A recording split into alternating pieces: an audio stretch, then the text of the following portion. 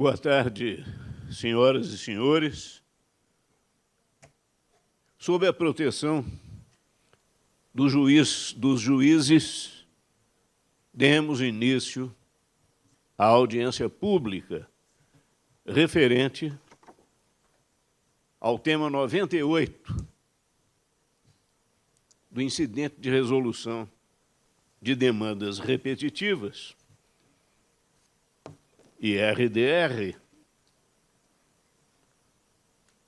relativo aos pressupostos de configuração do dano moral, na hipótese em que o consumidor não toma iniciativa de devolver o valor que lhe tenha sido creditado como consequência de empréstimo consignado indevidamente formalizado. Esta é, portanto, a referência a ser objeto de identificação do incidente. Quero salientar que temos a obrigatória presença do primeiro vice-presidente do Tribunal de Justiça de Minas Gerais, o desembargador Marcos Lincoln dos Santos, de cuja competência, por delegação, eu estou exercendo a presidência destes trabalhos. Nime a gentileza de Sua Excelência, porque a abertura seria dele e não minha. Meus agradecimentos, portanto, à fidalguia deste tratamento e o apoio imprescindível que nos confere nesta, como em outras tantas oportunidades. Presentes, a desembargadora Lilian Maciel, também integrante, assim como eu, da segunda sessão civil, presidida pelo nosso primeiro vice-presidente, desembargador Marcos Lincoln dos Santos. Presente também a desembargadora Luziene Medeiros, que representa o desembargador Alexandre Vitor de Carvalho, por sua vez, presidente da 21ª Câmara Civil, ainda especializada. Registro que eu pertenço à 16ª Câmara Civil, ainda especializada. A competência, como sabem todos, é mantida inalterada até o dia 31 de julho deste ano, compreendendo todos os processos já distribuídos e que venham a ser distribuídos até esta data limite. E fazendo uma exceção legal ao artigo 43 do CPC, a competência se estendendo nos feitos, assim distribuídos até o seu término, em toda a sua tramitação, compreendendo os incidentes e os feitos conexos. Quero assinalar a dinâmica que iremos empreender aos trabalhos, lembrando que aplico a regra do artigo 983, parágrafo 1º do Código de Processo Civil, que se refere exatamente à audiência pública. Audiência pública que é inovação do Código de Processo Civil de 2015, que estabelece, com todo o relevo e toda a sua pujança, o processo civil democrático, envolvendo toda a sociedade. Dividirei os trabalhos quando der a palavra aos oradores inscritos em grupos, abrangendo, em primeiro lugar, os representantes do setor privado, com o doutor Anselmo Moreira Gonçalves, pela FEBRABAN, o doutor Eduardo de Almeida dos Santos, pelo Itaú Unibanco S.A., o doutor Mauri Marcelo Beveranço, pelo Banco BMG S.A. Um segundo grupo, referente às associações de defesa do consumidor, com a doutora Lanai Monteiro de Castro Maia, pelo Instituto de Defesa do Consumidor. Um terceiro grupo, que eu chamo de comunidade acadêmica, que aqui comparece em comissão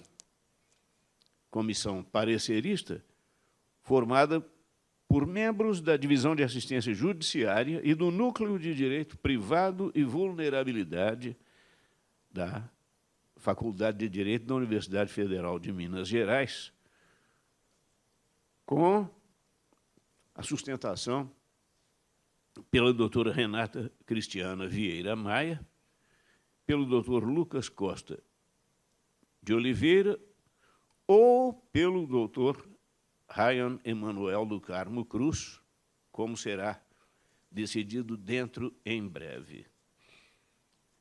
Ainda, pertencente à comunidade acadêmica, o professor Felipe Comarella Milanês, que representa o Núcleo de Direito do Consumidor da Universidade Federal de Ouro Preto. De antemão, saúdo Sua Excelência.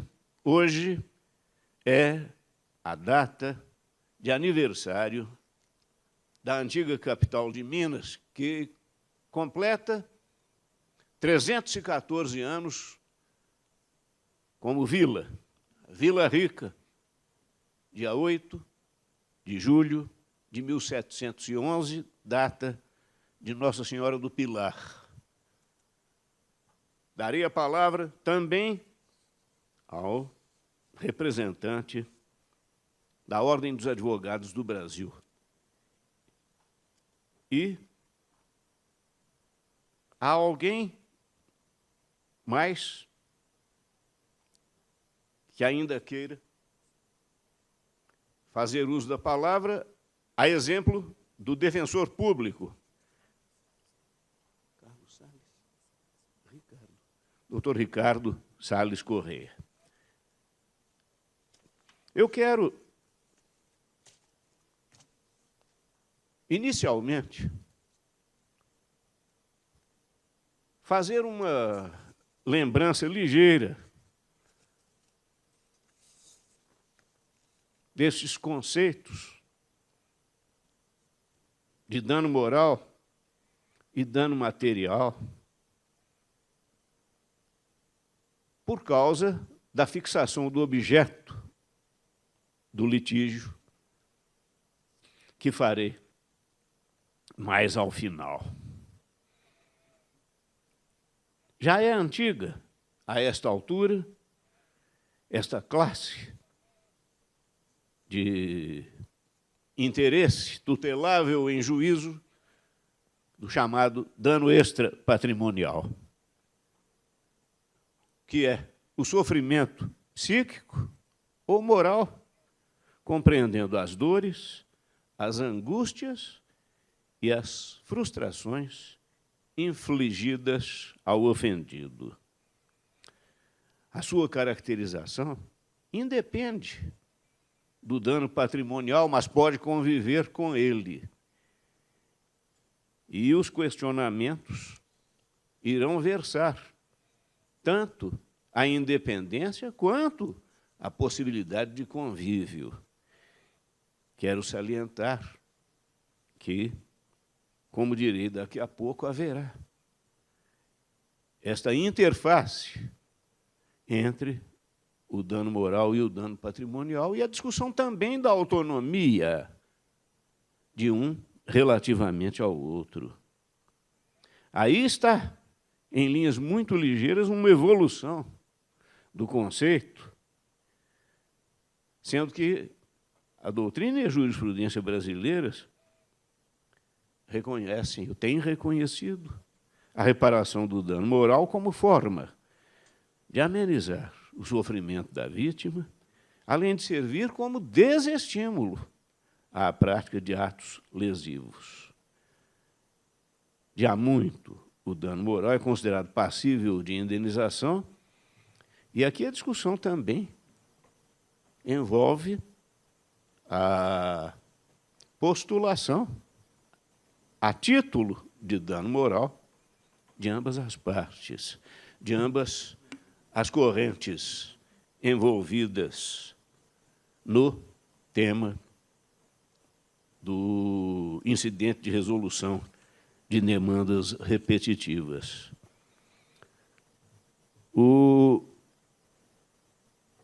Os casos de empréstimos consignados fraudulentos serão, evidentemente, versados quando a vítima se acredite enganada e tenha tido valores indevidamente descontados de sua conta.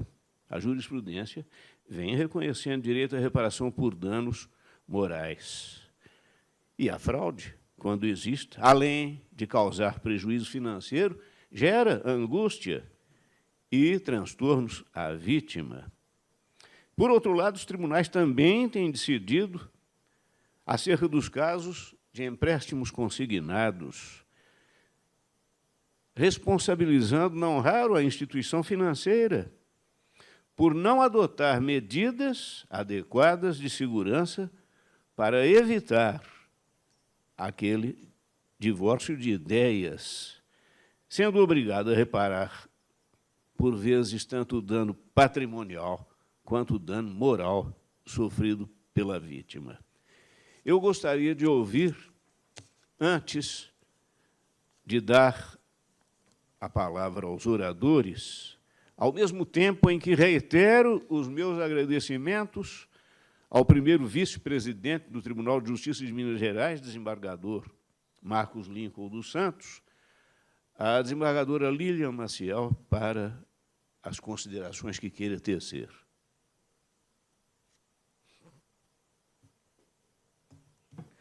Uma boa tarde a todos, cumprimentando o primeiro vice-presidente, desembargador Marcos Lincoln, o presidente dessa sessão, desembargador José Marcos, a douta colega, ilustrada doutora desembargadora Luziene, os demais servidores presentes. Como já bem rememorado pelo ilustre presidente, a audiência pública é uma oportunidade exatamente de podermos ouvir a sociedade civil, em todos os seus segmentos, e, com isso, poder formarmos o melhor entendimento possível para uma prestação jurisdicional segura, estável, como assim dita o CPC. Então, sem mais considerações, ilustre presidente, agradeço a palavra e devolvo a palavra a Vossa Excelência. Eu passo a palavra agora para as suas considerações à desembargadora Luziene de Medeiros, pela 21ª Câmara Civil, aqui representando seu presidente, o desembargador Alexandre Vitor de Carvalho. Cumprimento inicialmente Vossa Excelência, desembargador Marcos Lincoln, primeiro vice-presidente, o nobre desembargador que preside esta sessão, muito importante, todos os demais presentes também, cumprimento, a plateia, os advogados, todas as pessoas interessadas no tema. Entendo que é muito importante essa discussão e que Vossa Excelência está presidindo essa sessão, teve essa iniciativa extremamente importante de trazer a público essa audiência que entendo ser de interesse de todos, é o interesse público de se discutir uma questão dessa natureza. Então, parabenizo a Vossa Excelência essa iniciativa. E, no momento, não tenho outras considerações a fazer, a não ser escutar primeiro, como a minha colega aqui falou, para depois a gente, se for o caso, levantar alguma questão, se for necessário. Então, devolvo a palavra a Vossa Excelência. Muito obrigado, desembargadora Luziane. O caríssimo primeiro vice-presidente do tribunal pede licença a todos os presentes em face de outro compromisso para o qual Sua Excelência já se atrasou. E eu peço desculpas por não tê-lo liberado, mas suplicando a Sua Excelência que, se possível, permaneça conosco.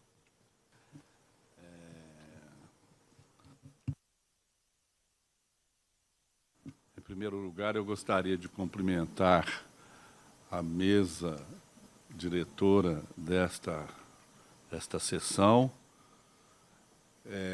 esclarecer que eu me sinto muito gratificado e honrado com o convite que me foi feito pelo eminente desembargador e professor José Marcos Vieira para participar desta sessão.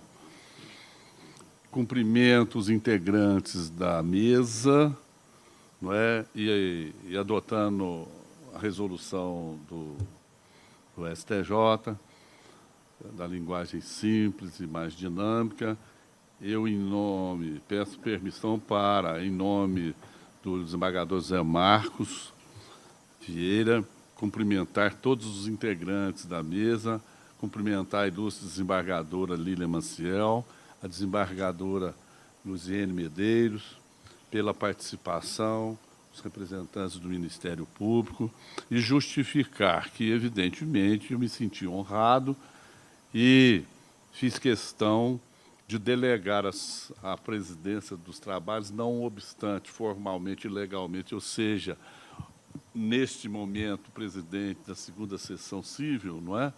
É porque eu entendo que, nesta oportunidade, o ator principal é o relator do IRDR, que é o desembargador José Marcos, que devido à sua presteza, à sua disposição de enfrentar os temas que desafiam as câmaras de direito privado e outras deste Tribunal de Justiça, de achar um entendimento que satisfaça todos os interessados, a todas as instituições, aos consumidores e etc. Desta maneira, é que eu não poderia, neste instante, deixar de manifestar e parabenizar o desembargador José Marcos por essa iniciativa de ouvir os interessados, a sociedade em geral, a respeito de temas tão interessante e desafiador para toda a sociedade como um todo. Então, eu, neste instante, como já foi dito pelo eminente desembargador presidente dessa sessão, o relator Zé Marcos, realmente eu tenho um compromisso lá agendado na primeira vice-presidência. Fiz questão de aqui comparecer tão somente para participar desse início da sessão e cumprimentar todos os presentes pelo interesse de resolver ou tentar, pelo menos, encontrar um denominador comum para esses conflitos que estão sempre repisados nesse Tribunal de Justiça. Parabéns mais uma vez, bom trabalho e que tenham muito sucesso nesta sessão e no resultado final. E peço, com todas as vezes, permissão ao ilustre presidente relator dessa sessão e também a todos os presentes, aos advogados, advogadas e todos os representantes para, daqui uns minutinhos, eu me retirar do plenário para atendê-la no meu gabinete.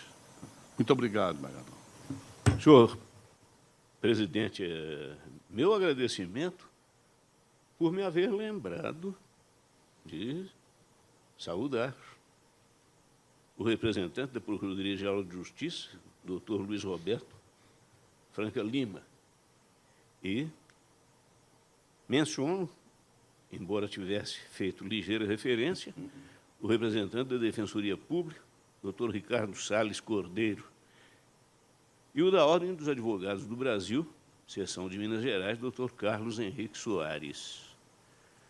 Podemos, então, após a liberação pelo primeiro vice-presidente, dar início aos trabalhos. Esclareço que cada orador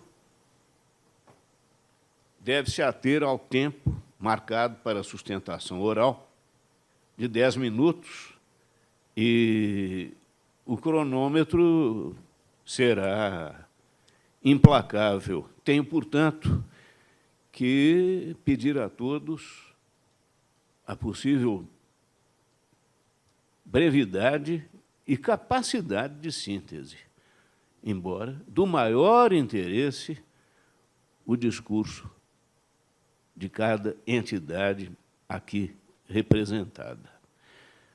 Convoco para a sua sustentação o doutor Anselmo Moreira Gonçalves, pela FEBRABAN, Federação Brasileira dos Bancos.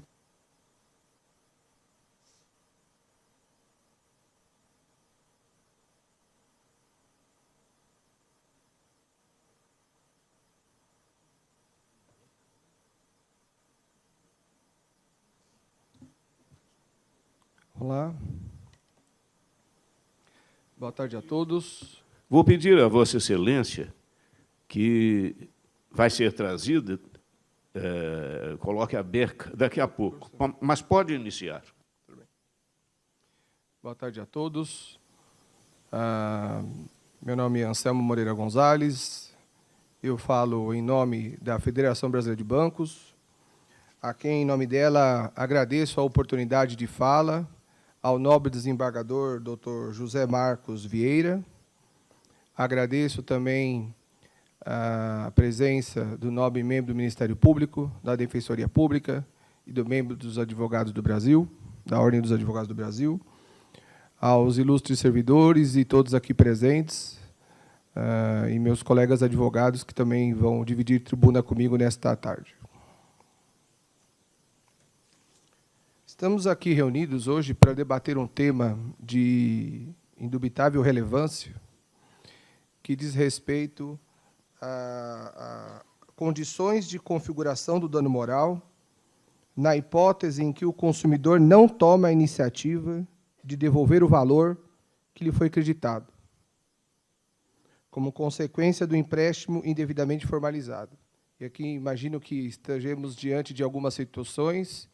Uma primeira delas, onde há a figura do erro substancial, em que uma pessoa vá até uma agência, faz um contrato, mas, induzida a erro, ela queira se desfazer daquele contrato, não era aquele contrato que ela queria ter feito, então ela quer buscar, já que não resolvido amigavelmente, administrativamente, ela tenta, então, na justiça,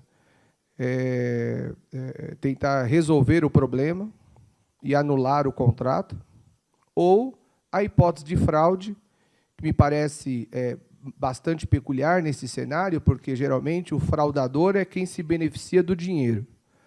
Geralmente, as histórias de fraude, nós temos uma pessoa que sofre uma engenharia social, um golpe, para que outrem, o fraudador, se beneficie da fraude.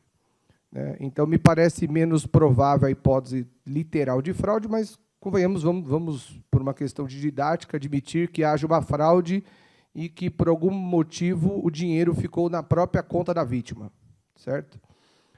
E aí vem esta pessoa, esta vítima, em juízo, e pede a declaração de nulidade do contrato. Ela pede o estabelecimento do status quo ante. Repito, o restabelecimento do status quo ante. De modo que, se foi feito um contrato de empréstimo, ela não quer ter que pagar este empréstimo.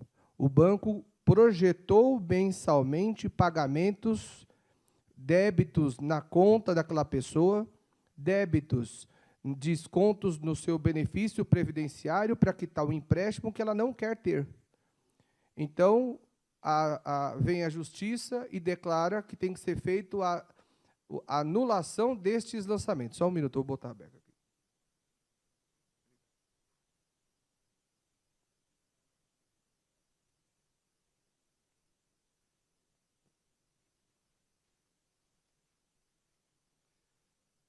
Perdão. Então, não quer pagar o valor daquele contrato, por isso que ela quer a declaração de nulidade do valor, a nulidade dos lançamentos, para que se estabeleça o status quo ante. O que é o status quo ante neste caso?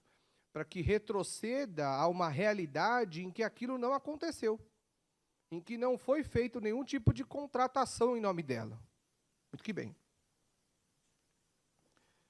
Primeiro ponto da minha fala diz respeito à ausência de dano moral. Nos parece claro, o ilustre relator citou bem, que há circunstâncias em que há o dano moral e há circunstâncias em que não há o dano moral. Nos parece que o dano moral, via de regra, ele demanda muitas vezes da análise do caso concreto.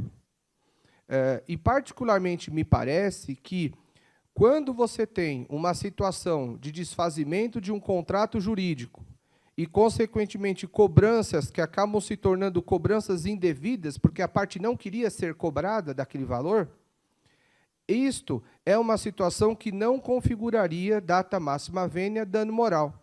Não são palavras minhas, são palavras do Superior Tribunal de Justiça, agravo interno no ARESP 1.354.773, agravo interno no ARESP 2.110.525. Números que eu leio, mas está as decisões transcritas todas na manifestação que integralmente a FEBRABAN, oportunamente junto aos autos. Mero de sabor. A cobrança indevida configura mero de sabor. Portanto, per si, não haveria de ser configurada hipótese de dano moral. Esta é uma leitura que o próprio STJ dá para situações de cobrança indevida. Pois bem, se, claro, situações esporádicas, que o caso a caso vai revelar suas particularidades diferentes, aí sim, a realidade do caso a caso sorrirá e mostrará elementos para que o magistrado configure dano moral. Mas não me parece ser uma regra passível de balizar ad imperium apenas havendo a negativa de uma cobrança, havendo a anulação da cobrança, se tem dano moral. Não me parece. Bom, se essa é a leitura que o próprio STJ faz para a cobrança indevida, se essa é a leitura que se faz como regra geral para anulações de contrato via de regra, muito mais razão, então, nos parece a hipótese em que há a violação ao princípio do brocar do duty to mitigate the loss, que nada mais é do que a tradução literal do dever da parte de mitigar o prejuízo por ela sofrido. Parece um brocádio gringo, esse cara que vem falar na tribuna de brocádios gringos, mas, na verdade, ele está no nosso código. O artigo 422 do Código Civil fala em boa-fé objetiva. O artigo 187 também estabelece. O artigo 4º, inciso 3º do CDC, fala em boa-fé objetiva. E o enunciado jurídico 3 da Jornada de Direito Civil estabeleceu o enunciado 169, que diz: o princípio da boa-fé deve levar o credor, nos nossos casos aqui a vítima, o autor, a evitar o agravamento do próprio prejuízo. Pois bem, então vejamos este cenário. Uma pessoa teve um contrato declarado nulo de empréstimo. Ela recebe este dinheiro, vai na justiça declarar a nulidade, o restabelecimento do status quo ante. A instituição financeira faz a parte dela, ou seja, anula os débitos de cobrança que iam ser feitos e, opa, está faltando alguma coisa. E o dinheiro? O que é esse dinheiro? É um prêmio? É um bônus? Não, esse dinheiro é do banco. Devolve para o banco. Se você está declarando que aquele contrato de empréstimo é nulo, a primeira coisa que uma pessoa com boa-fé deveria fazer é mitigar o prejuízo. Olha, esse contrato todo é nocivo. eu não quero ele, esse contrato todo é um prejuízo, eu vou mitigar este prejuízo, já devolvendo de boa-fé o dinheiro, tal dinheiro. E aí, depois, ela entra em juízo. Enfim, não me parece, dentro do princípio da boa-fé, cogitar-se em beneficiar, ainda mais com dano moral, que há de ser provado, uma hipótese em que a parte sequer agiu com probidade e boa-fé dentro do que o Código espera dela, dentro do que o STJ espera dela. Eu trouxe, não vou cansá-los e ler, mas está na íntegra, na manifestação que a FEBRABAN colheu aos autos, precedentes do STJ e precedentes desta Corte, precedentes da 16ª Câmara, da 10ª Câmara e da 15ª Câmara, todas reconhecendo o brocádio do duty do mitigate de loss, para estabelecer que, sim, a parte que foi ofendida tem o dever de evitar que o prejuízo se alastre, tomar medidas para evitar que o prejuízo se alastre. No caso, o mínimo que se espera de quem está indo a juízo falar este contrato não fui eu que fiz, se o dinheiro comprovadamente foi parar na conta dela, devolva o dinheiro. Não é bônus, não é prêmio. E estabelecer do status quo ante é um dever para as duas partes. Então, nesta hipótese, me parece que não há como se atestar dano moral, até porque a parte deveria devolver esse dinheiro. E não há, nos parece... Se me permite, tem 1 minuto apenas. 1 minuto. Então, nos parece que é evidente que aqui a parte não tem o direito a receber dano moral e tem o dever de devolver o dinheiro se está com ela e o contrato foi desfeito. Essas são as nossas colocações. Excelência, mais uma vez, em nome da FEBRABAN, agradeço a oportunidade de fala. Agradeço a manifestação do doutor Anselmo Moreira Gonçalves pela FEBRABAN. Na sequência, concedo a palavra pelo Itaú Unibanco S.A., o doutor Eduardo de Almeida dos Santos.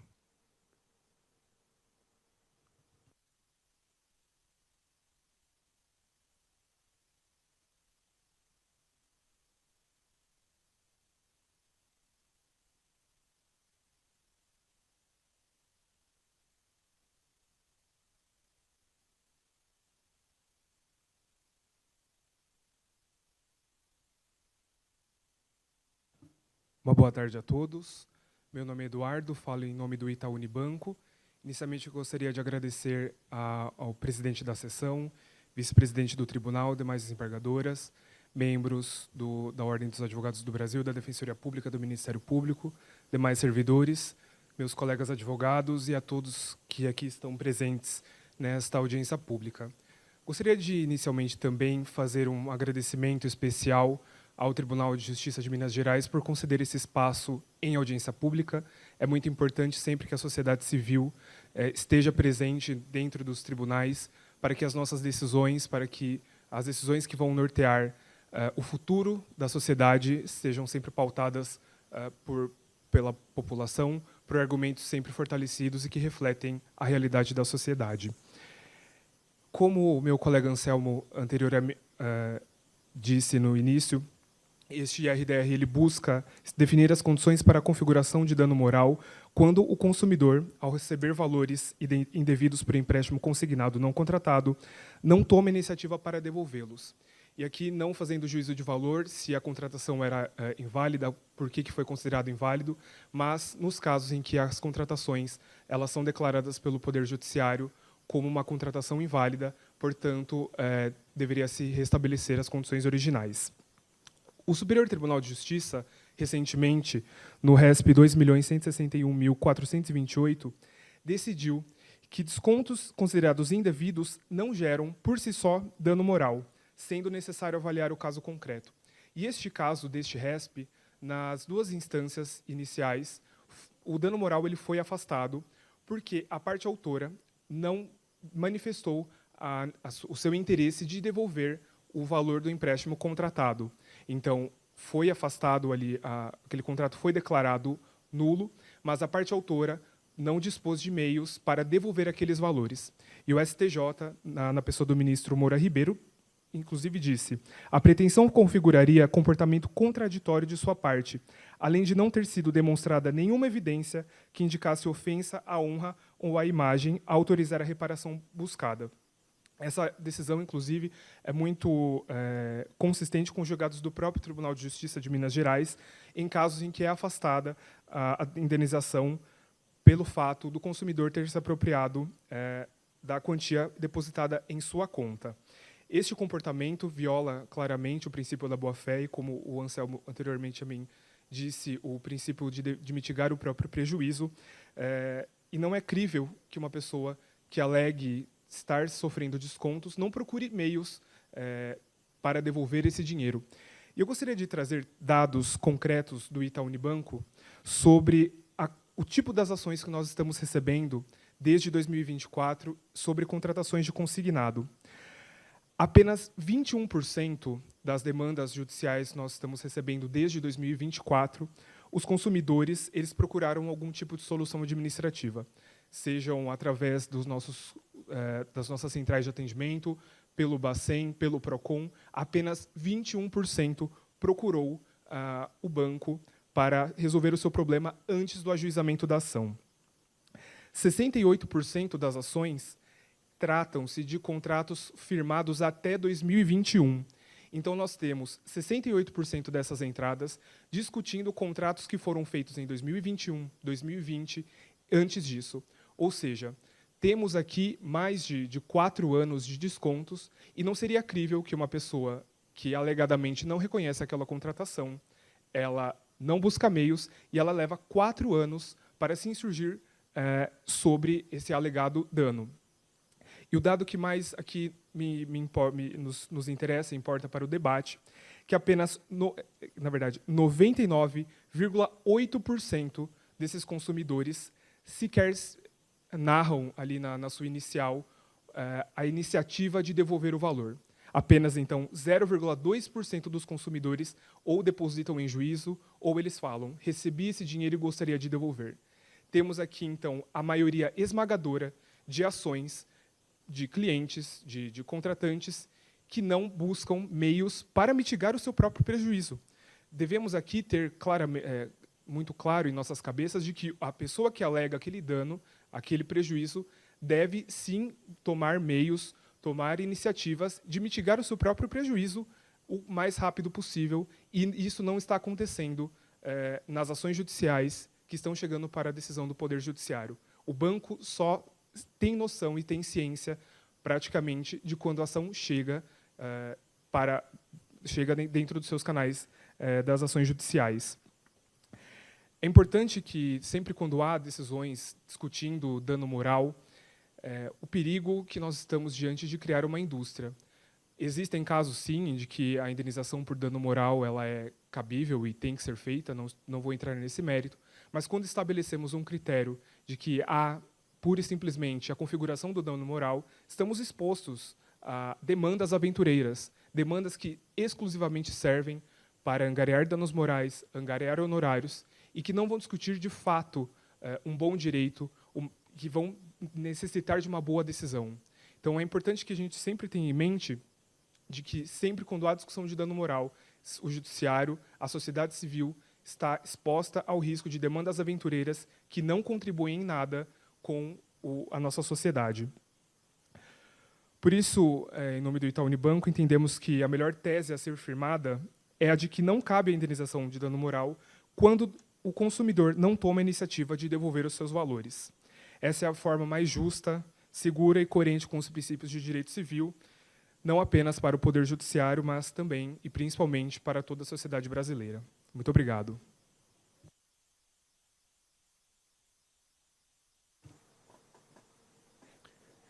Igualmente agradeço ao doutor Eduardo de Almeida dos Santos, que falou pelo Itaú Unibanco S.A. A seguir, passo a palavra ao doutor Mauri Marcelo Beveranço, pelo Banco BMG S.A.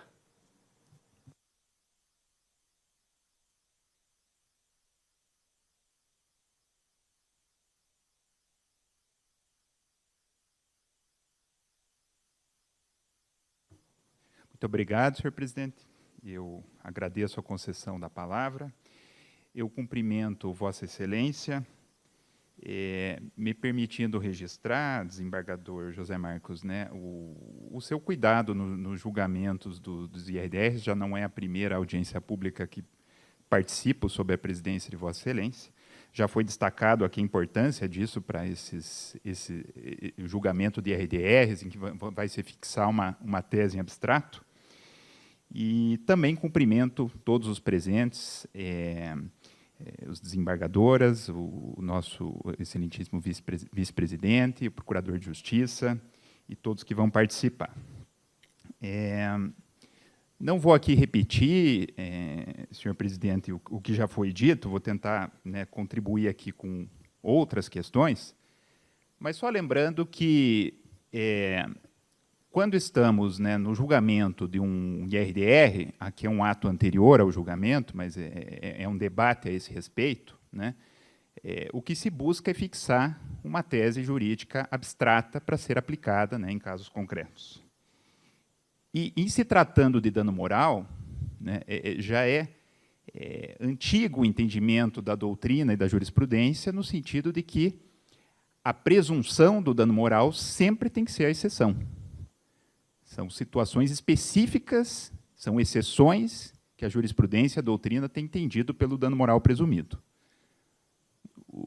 Como regra, na realidade, essa modalidade de dano ela tem que ficar demonstrada no caso concreto.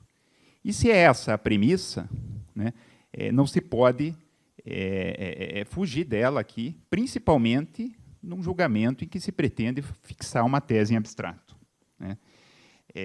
E a situação específica desse IRDR é uma situação muito específica, né. São mútuos, né, empréstimos consignados que, por algum motivo, o Poder Judiciário entende pela sua anulação, decretação de nulidade, e a parte não devolve o capital mutuado, o capital emprestado, que ela mesma, para deduzir essa pretensão, reconhece que não tinha, que não lhe cabia aquela quantia emprestada, né. O que se vê nas alegações das partes contrárias nesta situação para justificar o pedido de indenização por dano moral, por vezes, são alegações no sentido de que, se o empréstimo é da modalidade, né, empréstimo consignado, e aí o desconto das prestações independe de uma vontade do mutuário, porque é descontado diretamente em folha, né, o que se diz é, olha, o consumidor aqui, ele teve um sofrimento, ele passou por alguma situação que seria geradora de dano moral, porque os seus proventos sofreram uma diminuição. Então, essa diminuição no âmbito material causou, além disso, alguma espécie de sofrimento ou abalo, porque a renda daquela pessoa foi comprometida, né. Sem entrar no mérito, né, de se essa construção ela pode ou não, se ela é suficiente para sustentar um pedido de indenização por dano moral, na hipótese específica que se está examinando aqui para esse incidente de resolução de demanda repetitiva, esse argumento cai por terra. Porque se a pessoa recebeu aquele capital emprestado, aquele valor mutuado, e não fez a devolução, e aqui já se disse da tribuna que os casos em que se propõe fazer essa devolução são a exceção, não a regra. Mas se é essa situação, não há como a parte sustentar essa privação, essa diminuição patrimonial que lhe causa uma dificuldade no manejo do seu sustento enquanto fez aqueles descontos. Ora, porque ela está com aquele capital emprestado, ela está com aquele capital mutuado, né? Então,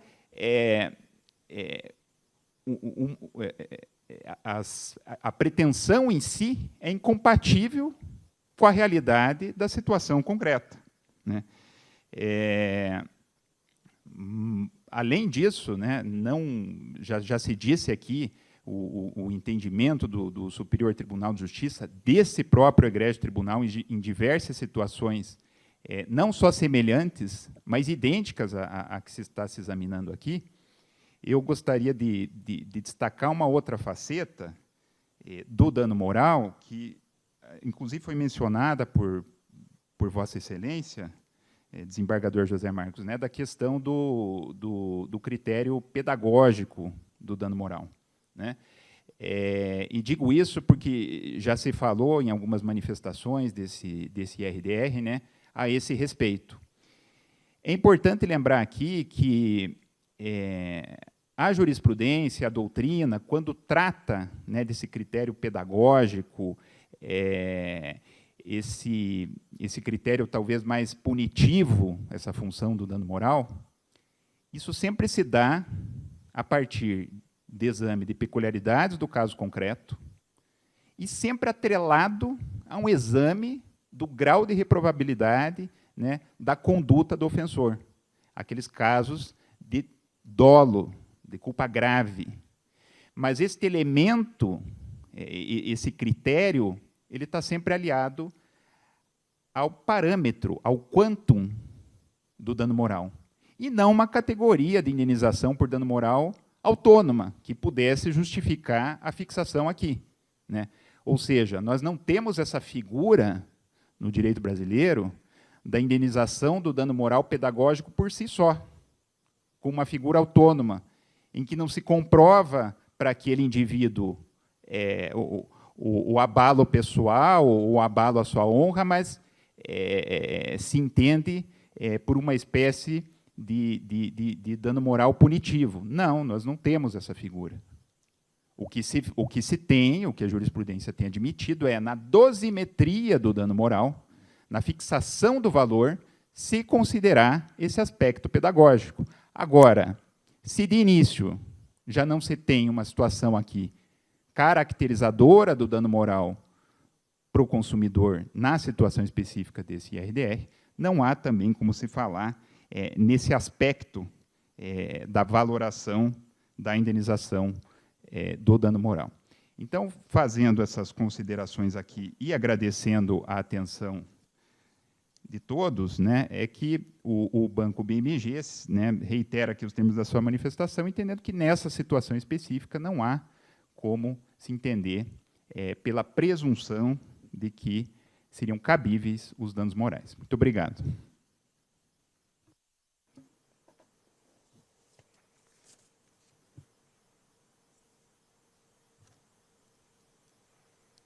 Agradeço a manifestação do Dr. Mauri Marcelo Beveranço pelo Banco BMG S.A. E também o poder de síntese. Vou passar agora a palavra ao grupo das associações de defesa do consumidor, começando, representado pela doutora Lanai Monteiro de Castro Maia, que falará pelo Instituto de Defesa do Consumidor, IDC. Boa tarde a todos e a todas.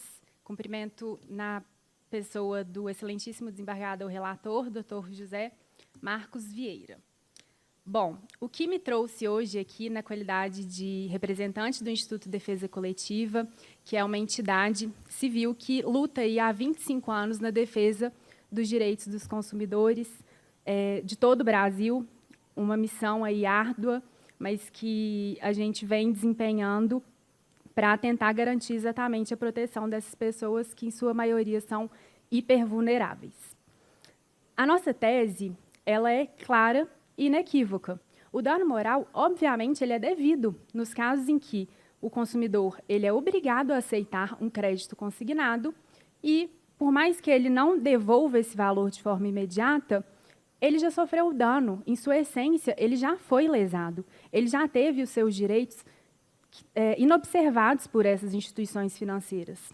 Muito se falou aqui, na tribuna, de boa-fé do contrato. Mas onde está a boa-fé das instituições financeiras ao impor uma contratação de crédito consignado a esses consumidores? Lembrando que estamos falando de crédito consignado, ou seja, as parcelas elas são diretamente descontadas em seus proventos financeiros.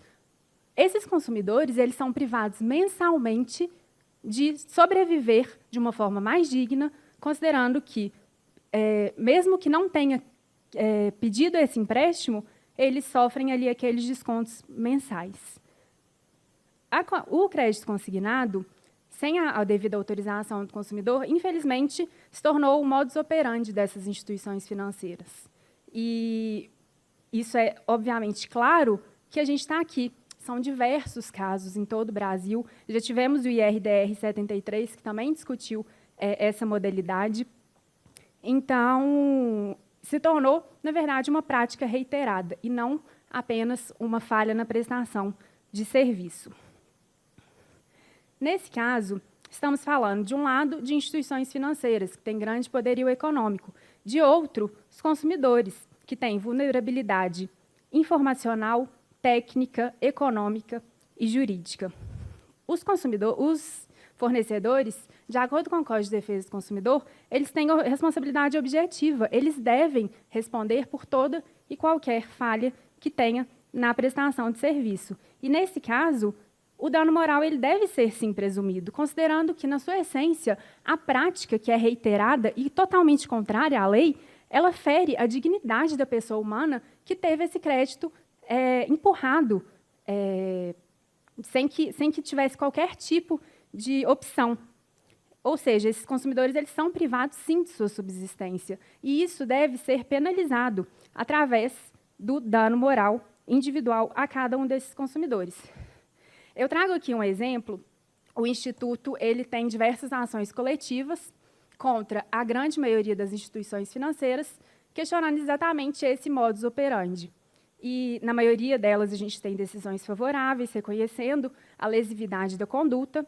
E cito aqui um caso do Banco Pan, que é a ação que recentemente foi julgada aqui no tribunal, foi reconhecida a abusividade da conduta, foi determinado o dano moral individual ao consumidor, mas o tribunal extirpou o dano moral coletivo.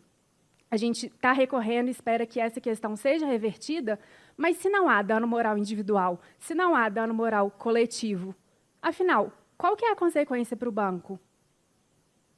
Deve estar, com certeza, é muito vantajoso continuar lesando os consumidores, tanto é que não param as lesões. E, nesse caso específico do Banco Pan, a lesão foi tão grave, mesmo após a concessão de decisão, que as astrentes chegaram a 300% do valor do contrato.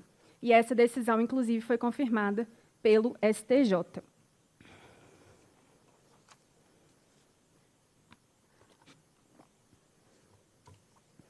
As consequências do crédito indevido para o consumidor, elas são, independente de ter devolução ou não da quantia, elas são imensuráveis. Tem um abalo psicológico, uma angústia, a exposição a risco de fraudes, o desvio de tempo produtivo e também gera uma insegurança e perda de confiança em uma relação de consumo que é inevitável. A gente não consegue viver a vida sem ter uma relação de consumo com uma instituição financeira. E aquele consumidor que sofre com isso, como que ele vai ter confiança de novo naquele banco? Tudo bem, pode mudar para um banco, pode mudar para outro, mas, como eu disse, a prática ela é reiterada e, infelizmente, se tornou o modus operandi das instituições financeiras.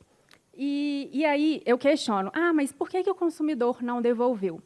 Bom, o Instituto, além das ações coletivas, nós fazemos atendimentos sociojurídicos para consumidores de forma individual, e, no nosso dia a dia, a gente se depara, muitas vezes, com essas situações.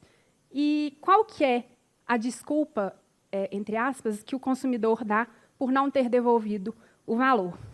Primeiro, muitos deles caem em golpe, né? A gente sabe que há uma história ali que eles são envolvidos. Muitos falam, eu recebi uma ligação e a moça falou que o governo está dando um benefício para a pessoa idosa e que é só eu mandar uma foto e a foto do meu documento. E aí a pessoa simplesmente cai. Lembrando aqui que, tudo bem, para a gente pode parecer uma coisa absurda, mas a gente está falando de pessoas idosas, hipervulneráveis e que muitas vezes não sabem ler e nem escrever. Outra questão, muitas vezes, são pessoas analfabetas e excluídas digitalmente. Muitos consumidores, infelizmente, eles não sabem ler, não sabem escrever e dependem de terceiros para acessar os seus benefícios. E, ao fazer isso, eles muitas vezes caem em mazelas, ou então, eles simplesmente não acessam a conta bancária deles e não percebem que tem um valor lá disponível. Então, esse é outro motivo. Ou seja, ou o consumidor acha que aquele valor é legítimo porque ele foi induzido a erro e foi criada uma história para que ele acreditasse que aquele valor é dele por direito, ou então ele foi, de alguma forma, ele não teve ciência que aquele valor foi depositado. E há ainda aqueles casos em que o consumidor ele tenta sim devolver o dinheiro e cai em um novo golpe, e acaba sendo lesado 2 vezes. Não são poucos os relatos em relação a isso. E, nesse sentido, nesses 3 casos que eu cito, eu questiono a vocês. Como que o consumidor ele vai comprovar que ele caiu num golpe? Ou que ele recebeu uma ligação e a pessoa falou que aquele dinheiro era dele por direito? Ou então, que ele não tem acesso à conta dele com frequência e que ele, por um tempo, não soube que aquele valor estava disponível na conta. E, aliado a tudo isso que eu falei, o escândalo do INSS, que recentemente está nas mídias, ele evidencia ainda mais a situação que a gente está aqui discutindo. A fragilidade na concessão e no controle do empréstimo consignado. Afinal, se os bancos não conseguem gerir seus próprios funcionários, que concedem crédito consignado sem a devida anuência do consumidor, se o INSS não consegue verificar se as operações estão sendo feitas de forma correta, afinal, será mesmo que o empréstimo consignado está sendo positivo para o consumidor ou ele está se tornando um problema? E aí, nesse sentido, eu gostaria de concluir falando que não reconhecer o dano moral seria penalizar o consumidor por um erro que ele não cometeu, enquanto, na verdade, caracterizaria um prêmio pelo modus operandi lesando das instituições financeiras. E, nesse sentido, eu entendo que este tribunal, como guardião de justiça, deverá proteger a parte vulnerável nessa relação de consumo, especialmente considerando que estamos falando, na essência, de um empréstimo que foi imposto a um consumidor vulnerável, que muitas vezes não tem ciência do que está acontecendo e tem que correr atrás do prejuízo. Muito obrigada.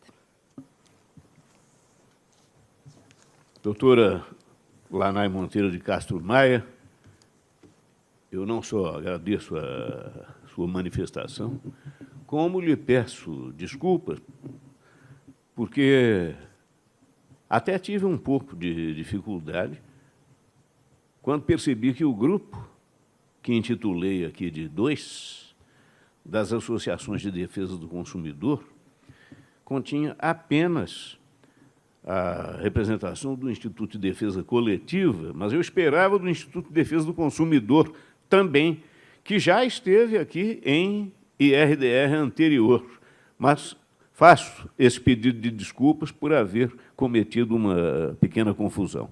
Muito obrigado. Dou a palavra agora à comunidade acadêmica. Há uma comissão parecerista formada por membros da Divisão de Assistência Judiciária e do Núcleo de Direito Privado e Vulnerabilidade da Faculdade de Direito da Universidade Federal de Minas Gerais. E eu convoco para a sua sustentação oral a professora doutora Renata Cristiana Vieira Maia. E indago se haverá divisão de tempo com algum outro colega. O doutor Lucas Costa de Oliveira. Será feita pelo Rayan. Quem está na tribuna é o doutor Rayan Emanuel do Carmo Cruz. Com a palavra. Boa tarde. Egrégio Tribunal de Justiça de Minas Gerais, colenda a turma julgadora, ínclusive os desembargadores, doutora Procuradoria de Justiça, senhoras e senhores. Em nome da Divisão de Assistência Judiciária e do Núcleo de Direito Privado e Vulnerabilidades da Faculdade de Direito da UFMG, saudamos essa corte. nosso objetivo é contribuir para a justa resolução do presente incidente de resolução de demandas repetitivas. A questão a ser uniformizada é a seguinte: a contratação fraudulenta de um empréstimo consignado configura dano moral, mesmo que a instituição financeira tenha depositado o valor e o consumidor, vítima da fraude, não tenha tomado a iniciativa de devolvê-lo? A nossa tese, que exporemos de forma concisa, é de que a resposta é, e deve ser, afirmativa. A conduta da instituição financeira configura um ato ilícito que, por si só, gera dano moral presumido, o chamado dano moral in repse. O ponto de partida de qualquer análise deve ser a vulnerabilidade do consumidor. Não se trata de um conceito abstrato. De um lado, temos o poderio econômico e técnico dos bancos. Do outro, consumidores, que no caso dos empréstimos consignados são, em sua vasta maioria, pessoas idosas, pensionistas, que o ordenamento jurídico reconhece como hipervulneráveis. Essa vulnerabilidade se manifesta das seguintes formas: técnica, pela falta de conhecimento sobre os próprios mecanismos de crédito; informacional, pela ausência de clareza sobre a origem de um depósito inesperado; jurídica, pela carência de meios de reagir adequadamente; econômica, inclusive pelo tempo útil do consumidor necessário para resolver os problemas causados por outrem, tal como descrito na teoria do desvio produtivo. Esperar uma atitude proativa desses consumidores, muitos dos quais enfrentam a exclusão digital ou dificuldade de locomoção, é ignorar a realidade social em que vivem. O ato praticado pela instituição financeira é um serviço defeituoso, que gera responsabilidade objetiva, conforme o artigo 14 do Código de Defesa do Consumidor. Mais grave, é uma prática abusiva, expressamente vedada pelo artigo 39, inciso 3º, do CDC, que proíbe o fornecimento de qualquer serviço sem solicitação prévia. Portanto, o ato ilícito não é a ausência de devolução do valor, mas a própria contratação fraudulenta. É a quebra da segurança e da confiança, pilares da boa-fé objetiva que deve reger essas relações. E qual o dano que essa conduta ilícita provoca? O dano aqui transcende o mero aborrecimento. Ele atinge diretamente os direitos da personalidade, que são o núcleo da dignidade humana. A imposição de um contrato inexistente viola a autonomia e o livre desenvolvimento da personalidade da vítima, pois a vincula a uma dívida que ela não escolheu, restringindo sua liberdade por longo prazo. Quando os descontos indevidos recaem sobre verbas de caráter alimentar, como aposentadorias e pensões, a lesão é ainda mais profunda. Ela atinge o que a doutrina chama de patrimônio mínimo existencial, aquela esfera de recursos intocável e necessária para uma vida digna. Em outras palavras, é um dano direto ao projeto de vida do consumidor. Diante da gravidade da conduta e da natureza dos direitos violados, a jurisprudência tem evoluído para reconhecer o dano moral in repse, ou seja, um dano que prescinde de prova. Tal como ocorre na negativação indevida do nome, já falsificada pelo STJ, o ato de constringir indevidamente a verba alimentar de um consumidor vulnerável é, por si só, danoso, sendo a configuração desse dano como in repse coerente com os precedentes deste tribunal. O dano e a conduta ilícita são, aqui, faces da mesma moeda. Concluir que a ausência da tomada de iniciativa pelo consumidor para efetivar a devolução do valor afasta o dano moral seria criar uma perigosa tese que, na prática, premiaria a má-fé do fornecedor. A ausência de indenização, nesses casos, teria por consequência o estímulo econômico à prática abusiva, aprofundando o problema. Significaria fragilizar todo o sistema de proteção ao consumidor e legitimar uma prática comercial predatória que vitimiza, dia após dia, os mais vulneráveis. Por todo o exposto, pugnamos pela fixação da tese de que a contratação indevida de empréstimo consignado, com desconto em benefícios previdenciários, configura dano moral in reipsa, sendo a reparação devida independentemente da iniciativa do consumidor em restituir os valores creditados. Esse é o resumo do nosso parecer, mas, mais que isso, eu queria dar uma contribuição sobre o dia a dia da Divisão de Assistência Judiciária da UFMG tanto em Belo Horizonte como em Nova Lima. Todo dia a gente recebe, no mínimo, 2, 3 aposentados que relatam, e aí fizeram uma pergunta aqui na tribuna, depois de 2 anos a pessoa vai perceber que ela está sendo descontado um valor. A forma que esses descontos acontecem, ela é por vezes maquiavélica. Primeiro, porque eu não estou falando de alguém que ganha um salário mínimo e, de repente, cai na conta da pessoa R$100 mil. Obviamente, qualquer pessoa perceberia um depósito dessa monta. A questão é, eu estou falando de alguém que ganha um salário mínimo e que, por vezes, já tem algum empréstimo consignado que já aconteceu e que, de repente, cai ali na conta dela mais um salário mínimo e aí, por vezes, eles relatam para a gente, não, eu achei que era o meu 13º, não, achei que era uma verba do Bolsa Família, não, eu nem percebi porque o dinheiro caiu e já pagou a parcela do cartão de crédito, a cartela, o meu saldo estava negativo. Então, assim, a gente não está falando de um depósito, na maioria das vezes, em somas vultuosas. Realmente, na maioria das vezes, o consumidor ele não percebe que isso acontece. Também, por diversas vezes, a gente recebe consumidores que eu não estou falando do primeiro empréstimo. E aí vem uma série de reempréstimos, refinanciamentos, que também foram feitos de forma fraudulenta. E aí também disseram nessa bancada, mas fraude em que a própria pessoa é o beneficiário daquela fraude e ela não sabia do que aconteceu? Sim, porque na maioria das vezes o que a gente tem percebido é que o detentor do benefício econômico dessa fraude é o intermediário. É aquela pessoa que tem lucro trabalhando com a contratação de empréstimos em nome do banco. Então, é alguém que precisa ganhar a sua comissão através daquela contratação fraudulenta. Então, assim, realmente, a nossa percepção diária é de que o consumidor dessa situação, ele realmente não tem ciência de que aquele empréstimo foi contratado. Muitas vezes ele só vai perceber que aquele dinheiro caiu na conta dele depois de 2, 3, 4 anos, quando ele consegue perceber que ele recebia um salário e, de repente, passou a receber R$500 e ele vai descobrir que é porque já teve uma série de refinanciamentos e que existe um empréstimo lá de 2020, como citaram aqui, que ele nunca tinha feito. Então, assim, acho que essa é a nossa contribuição prática. A divisão de assistência judiciária e o núcleo de direito privados e vulnerabilidades agradece e se coloca à disposição desse tribunal naquilo que for necessário. Muito obrigado.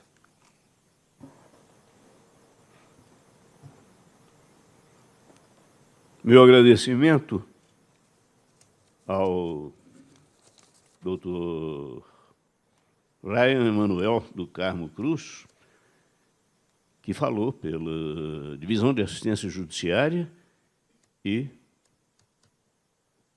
pelo Núcleo de Direito Privado e Vulnerabilidade da Faculdade de Direito da UFMG.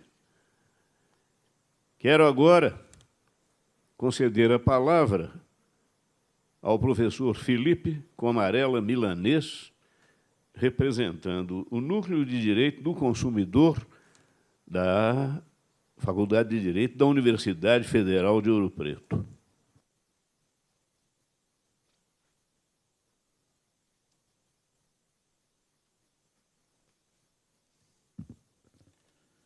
Excelentíssimo senhor desembargador José Marcos Rodrigues Vieira, presidente dessa sessão, excelentíssimos senhores desembargadores, excelentíssimas senhoras desembargadoras presentes, serventuários da Justiça, colegas advogados, advogadas, estudantes e demais presentes. O Núcleo de Direito do Consumidor da Universidade Federal de Ouro Preto, mais uma vez, vem perante o Tribunal de Justiça contribuir para a análise de um IRDR. E quis o destino que hoje, comemorando o aniversário da nossa querida cidade, estivéssemos aqui hoje. Uma cidade que lutou tanto para que tivéssemos um direito fundamental, a nossa liberdade. E falarei um pouco sobre ela hoje. Bom, mas a questão é que nunca antes o óbvio se tornou tão importante de ser dito. E peço paciência dos colegas apenas para repetir aquilo que já está escrito em nosso ordenamento jurídico. Começa essa discussão pelo artigo 170 da Constituição, que estabelece paradigmas fundamentais, necessários e importantes da nossa ordem econômica. Uma ordem econômica que é feita de fornecedores e consumidores. O artigo 170 diz que a ordem econômica, fundada na valorização do trabalho humano e na livre iniciativa, e aqui é que começa a parte importante, tem por finalidade garantir a todos uma existência digna, segundo ditames da justiça social, seguindo diversos princípios, dentre os quais a proteção do consumidor.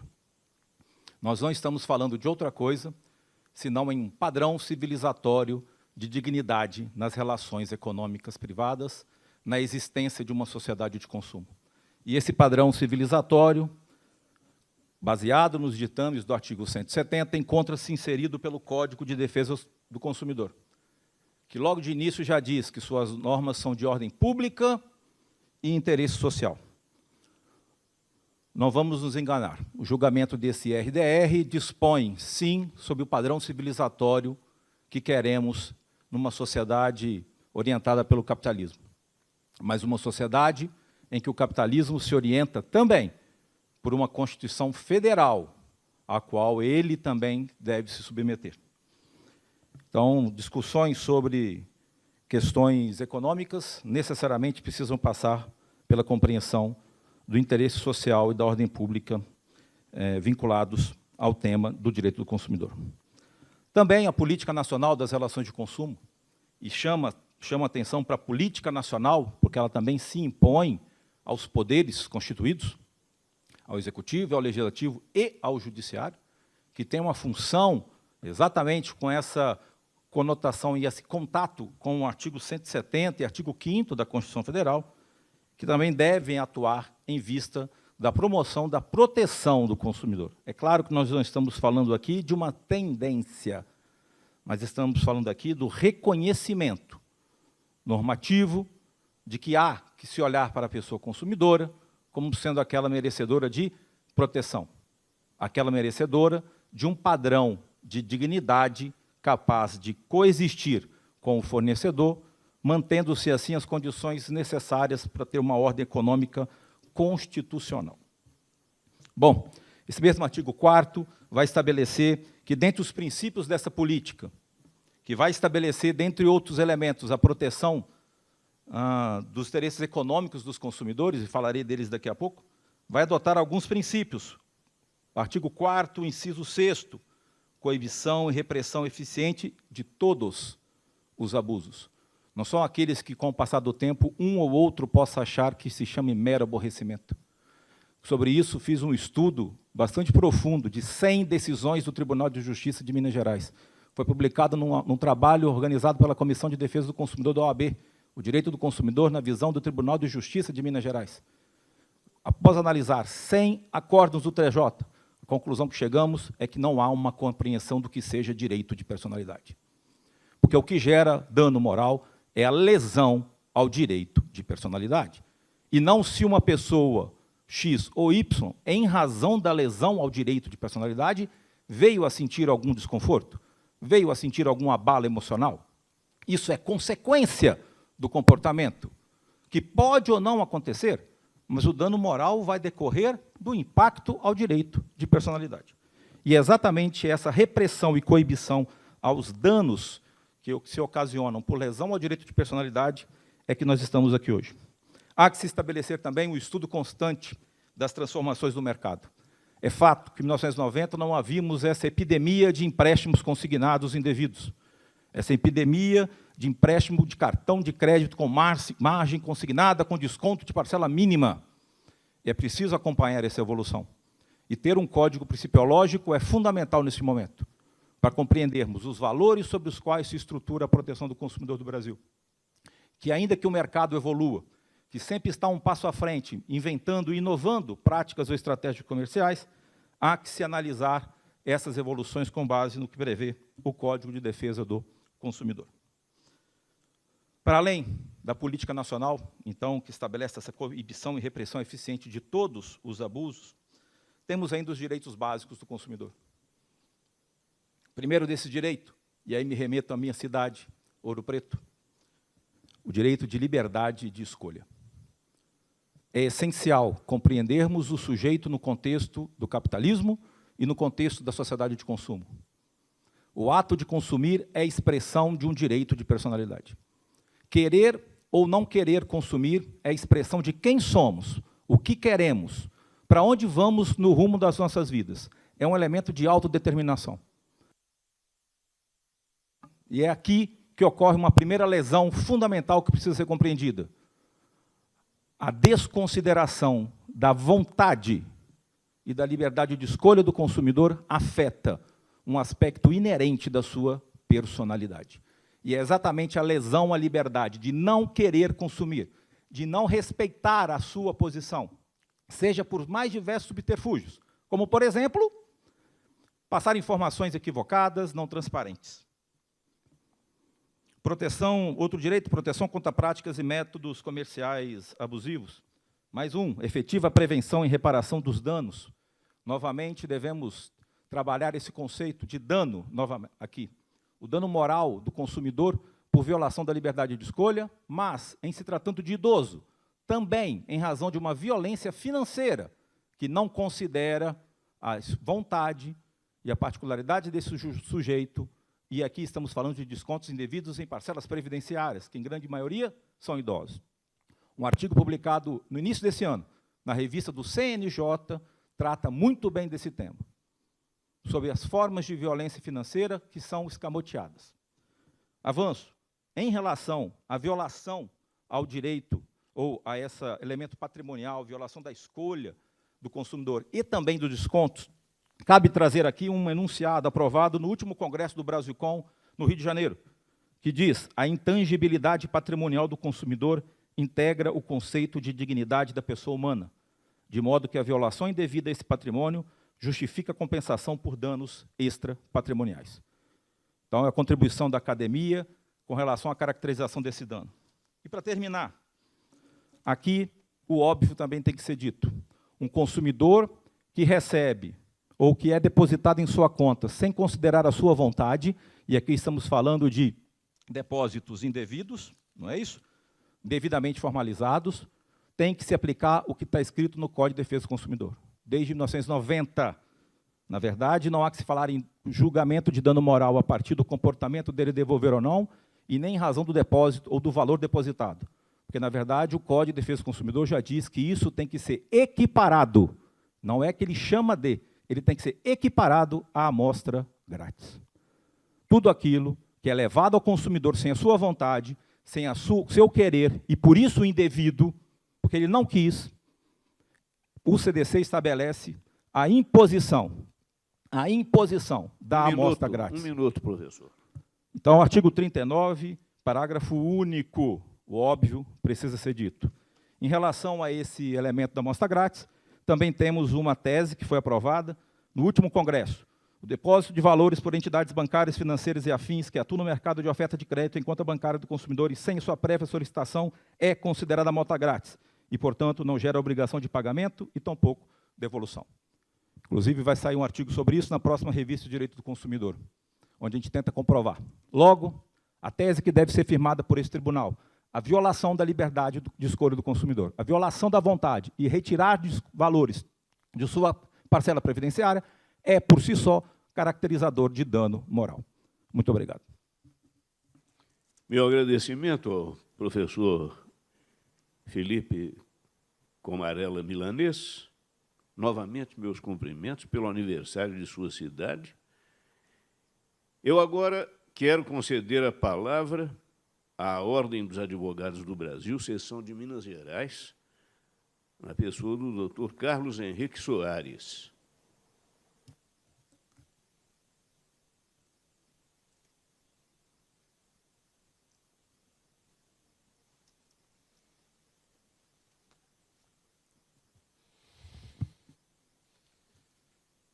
Boa tarde, excelentíssimo senhor desembargador José Marcos Vieira. Satisfação em revê-lo, grande professor. Satisfação é minha. Boa tarde às ilustres e excelentíssimas senhoras desembargadoras. Boa tarde aos meus colegas advogados e advogadas que me antecederam.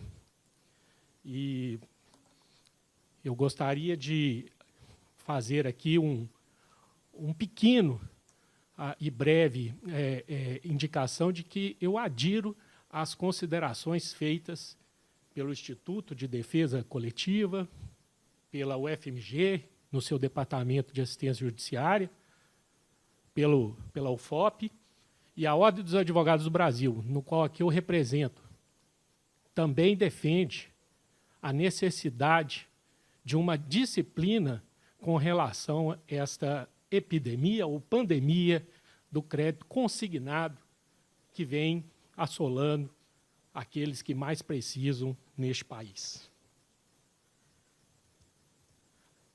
Além disso, como muito bem ressaltado pelo professor da UFOP, doutor Felipe, o óbvio às vezes precisa ser dito, nós estamos aqui vendo, de um lado, a indicação pelas entidades bancárias, as instituições bancárias, de que os precedentes dos tribunais superiores são favoráveis à tese de que o dano moral não pode ser presumido. Porém, ao contrário, eu gostaria de lembrar que ninguém é obrigado a fazer ou deixar de fazer algo, senão em virtude de lei.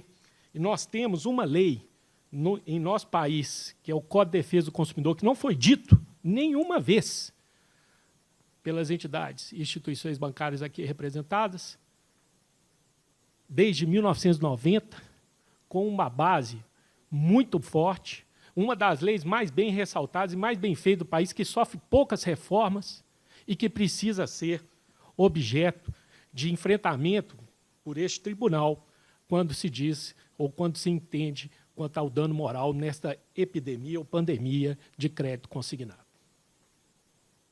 Esta audiência pública seria necessária apenas para dizer, olha, nós temos um Código de Defesa do Consumidor de 1990 que nunca previu absolutamente nada com relação à contratação por via de celular, nunca teve nenhuma atitude com relação a contratações por agenciadores, nunca se falou em fraude em créditos consignados, e o Código de Defesa do Consumidor tem regramento próprio, regramento específico para combater essas mazelas que hoje se vendem como modernidade nesse país e pelas instituições bancárias.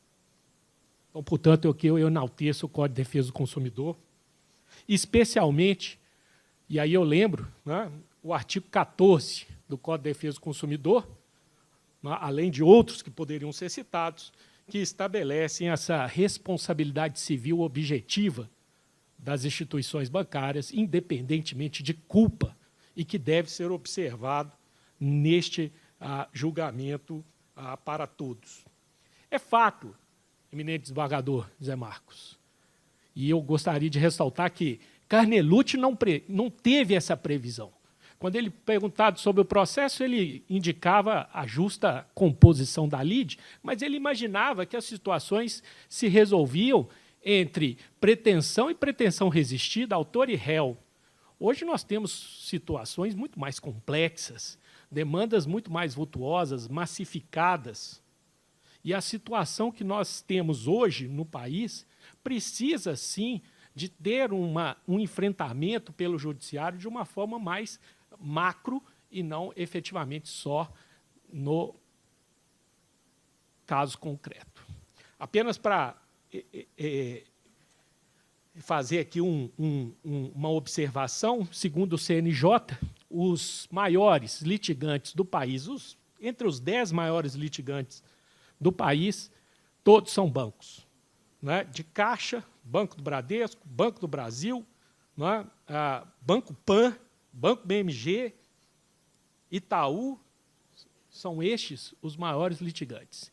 E aí alguém vem dizendo que há uma indústria do dano moral, porque há, obviamente, pelos bancos, uma matéria-prima muito farta e uma prática extremamente abusiva. Coisa também que nós gostaríamos de ressaltar que o próprio Código de Defesa do Consumidor combate as práticas abusivas. E o artigo 39 do Código de Defesa do Consumidor ressalta que inúmeras são as práticas abusivas e relaciona, não somente enumerativas ali, mas dá alguns exemplos que podem caracterizar as práticas que hoje são comuns dos bancos, de um modo geral. Essas práticas abusivas, por si só, efetivamente podem e devem gerar o dano moral. Óbvio que aqui o pano de fundo é levar em questão, mais uma vez, que o Código de Defesa do Consumidor protege, sim, o consumidor, e esse foi o debate do Legislativo e que o Judiciário não pode deixar de enfrentar. A parte vulnerável é o consumidor, sim, e ele precisa ser protegido, sim. E você recebe agora um aporte na sua conta que muitas vezes você já nem tem mais condições de saber o que é crédito, o que é débito, porque essa é a realidade do país e da maioria dos brasileiros, e depois se vê obrigado a pagar um financiamento com juros acima do mercado, a agiota fica com vergonha de emprestar 15%, com todo respeito, data vênia, a quem pende o contrário, mas com autorização legal, é fato, né, que os bancos assim fazem os consignados. Ou de 3%, 4% ao mês.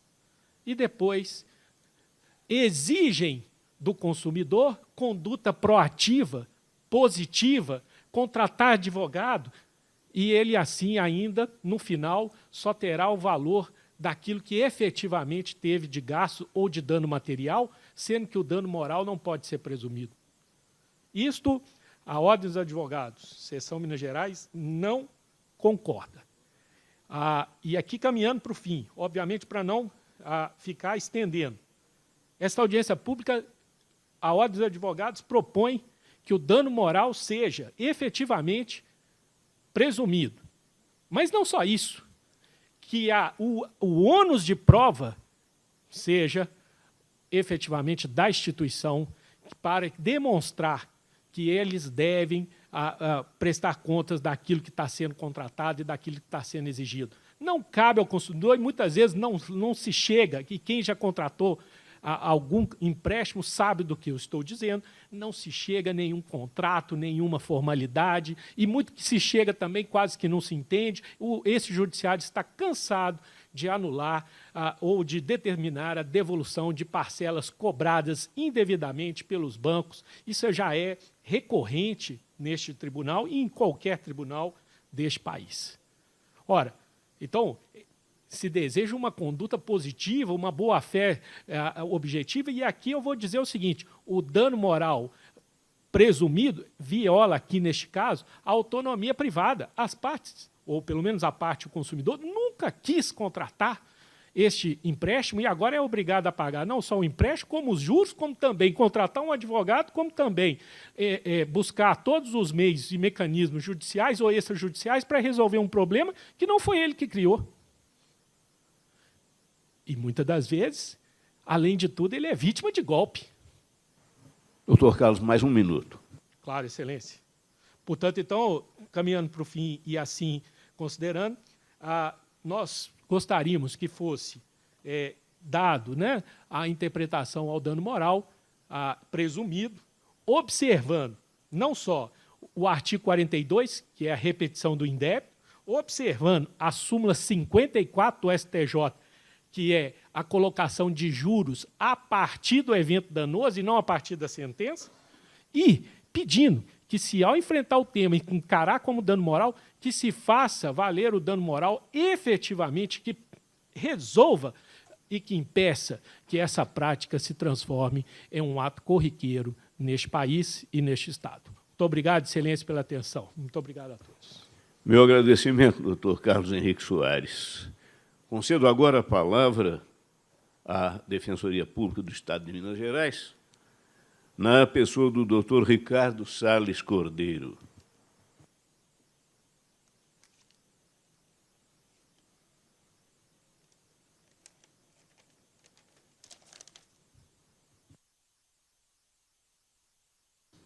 Excelentíssimo senhor desembargador José Marcos Vieira, em nome de quem cumprimento as demais integrantes, desembargadoras aqui presentes, excelentíssimo senhor procurador, representante do Ministério Público, senhoras e senhores advogados e advogados, estudantes de direitos presentes, professor, boa tarde a todos.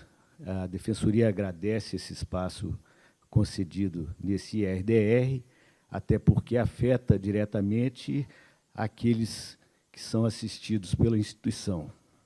É óbvio, e aqui a Defensoria se perfilha àqueles que falaram antes, sobretudo a representante do IDEC, ao representante da Divisão de Assistência Judiciária, ao ilustre professor representante da Faculdade de Direito de Ouro Preto e ao representante da OAB. De fato, a atividade desenvolvida pelos bancos, ela é reconhecida pela súmula 297 como afeta as determinações do Código de Defesa do Consumidor. É importante a gente, então, observar que essa conduta ela é objetiva e, inclusive, com previsão constitucional, como disse aqui anteriormente o professor. Vale dizer, então, que a atividade econômica desenvolvida, que hoje abrange quase a maioria dos nacionais, tendo em vista que, com a proliferação dos bancos digitais, quase todos maiores têm conta em banco. Dito isso, e observando o que dispõe o artigo 14 do Código de Defesa do Consumidor, nós temos que a responsabilidade dos bancos é objetiva na tratativa com os consumidores. Então, a Defensoria Pública entende que essa conduta, quando for fraudulenta na contratação, ou mesmo quando há vício de consentimento, ela vai resultar em dano, e esse dano moral ele tem que ser em ré ipsa. A segunda coisa, então, todos os processos que a Defensoria acompanha, ela vai trabalhar nesse sentido. Com relação à questão posta, que é a devolução da quantia depositada erroneamente por contratação indevida, e aqui tanto tem aquela fraudulenta causada por terceiro, como aquela que acontece internamente por vício de consentimento, onde o cidadão, o consumidor, ele é induzido a algum tipo de erro na contratação. Então, nos dois aspectos, o primeiro, até que não importa muito, como dito pelo colega da FEBRABAN, porque é um terceiro que é beneficiado. Mas, no caso em que o depósito é feito, nós temos que observar que não há nenhuma contribuição do cidadão para que esse dinheiro venha à sua conta. Então, você dizer que há uma violação, há um objetivo de boa-fé, é muito sério. Isso por quê? Porque, na maioria das vezes, aquela pessoa atingida, e nós estamos falando aqui de contrato consignado, geralmente feito no âmbito da Previdência Social, ele afeta o idoso, hipervulnerável. Nós temos que lembrar que o teto da Previdência não paga mais que 5 salários mínimos. E não são todos que recebem isso. A maioria recebe 1, 2 salários mínimos. Então, são pessoas que, além da hipervulnerabilidade pela idade, ainda tem a questão, seja porque tem baixa instrução, seja porque vem de uma condição econômica e social desprivilegiada, mas o que acontece é que ele não tem a condição ou a percepção. Primeiro, como, e aqui adiro ao que foi dito pelo colega da Divisão de Assistência Judiciária, até porque se assemelha muito à atuação deles com a da Defensoria Pública, eles não têm, primeiro, condição de compreensão de como aquele dinheiro veio parar na sua conta. Nós falamos aqui de prestações que, às vezes, não somam 100 salários, 100 reais. Prestações de 80, 70 reais. Às vezes, para a busca de 800, um salário mínimo. E como cai naquela conta, ele não tem acesso, e quando fica sabendo, é que ele vai buscar. E aqui eu digo, e porque nos é dito sempre, que ele busca, sim, as instituições financeiras, busca o correspondente onde foi tomado o empréstimo, busca o telemarketing, mas não é atendido. E a prova disso é que, se ele fosse atendido prontamente e o dinheiro devolvido, não teríamos as 27 mil demandas que foram colocadas aqui nesse RDR. Não teríamos um mínimo de demanda. Isso porque não há interesse da instituição bancária em solucionar. Há um interesse, sim, de entregar dinheiro e receber o lucro. Essa é a primeira condição que vai afetar essa condição de querer ou não a devolução. Além da questão dele ter dificuldade, ele não consegue, na maioria das vezes, a devolução no banco. Isso é prática, a gente vê no dia a dia. Se os senhores leem as petições iniciais, sabem disso, é tentado, não conseguem. Não conseguem, os bancos não fazem isso, na maioria das vezes. Outra questão que pode ser um absurdo é que ele tem a consciência que ele está litigando contra um forte. E, às vezes, não tem certeza de ganho da demanda. Então, por isso, às vezes, ele opta por não devolver ou deixar para devolver no final da ação. Então, essas condições, no meu sentir, elas afastam essa condição de imposição de dano moral. Além disso, há, como foi dito pelo professor agora há pouco, a previsão do artigo 39, parágrafo único, que diz que esse dinheiro, quando não é solicitado, ele se equipara, sim, a uma amostra grátis. Apesar de a maioria não ter essa ciência, mas, de uma forma ou de outra, ele acaba tendo essa percepção. Então, nós temos que ter isso em mente. Por outro lado, nós temos que lembrar o seguinte: o banco ele tem à sua disposição demanda específica para isso, que é a ação contra o enriquecimento ilícito. A maioria das ações por enriquecimento ilícito, elas não têm lá, seja ela de qual for a origem, um pedido subsidiário de dano moral.